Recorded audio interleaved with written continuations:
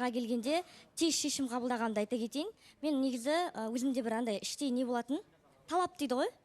Мысалы мен ер азаматтың бойынан осы бір-екі қасиетті көрсем, мен ойланбай тұрмысқа шығар едім.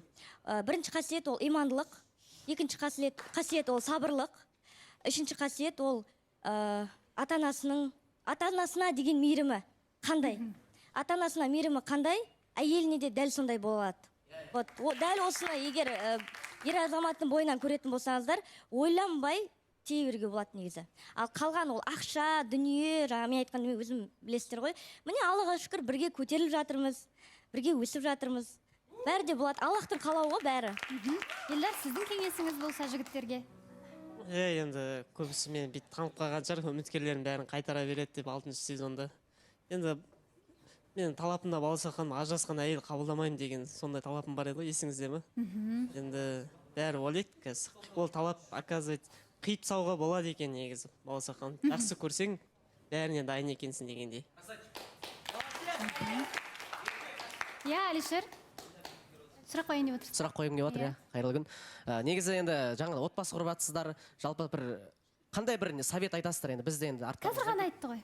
Әлде сіз тойға қатысты сұрайын деп отырсыз ба? Тойға қатысты ғой сол. Енді дайындық қалай болып жатыр, қандай қобалжу бар ма деген сияқты. Енді той жасау оңай емес қой біздің қазақта, білесіздер. Соны Елдар айтып кетсе.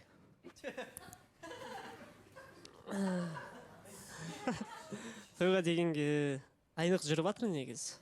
Пока нақты датасын айта алмаймын. Берсе қазір айтармыз. Ақерке? Балауса ханым, негізі бағана Нұрсұлтан ағамыз феминизм туралы сондай бір әңгімелер айтып жатыр ғой. Енді әрине ер азамат ол всегда биікте тұрады, қыздардан ол всегда бір саты жоғары тұрады. Бірақ сонда да несібелі кәдімгідей болады ғой. Енді әйелдің ширақтығымен тоже бір еркектің сабырлығы екеуі бірдей өте күшті үйлесім табатын көрсеткен жамба деп ойлаймын. Себебі өте еті тірі да. Ал бізде Елдар енді танитын едік, біз бірге маусымдас болдық. Елдар кішкене андай сабырлы, сен тимесең мен тиме, ештеңеге араласпайды, ештеңемен шаруасы жоқ. Бірақ Елдардың бір несібесі деп айтайыншы. Осындай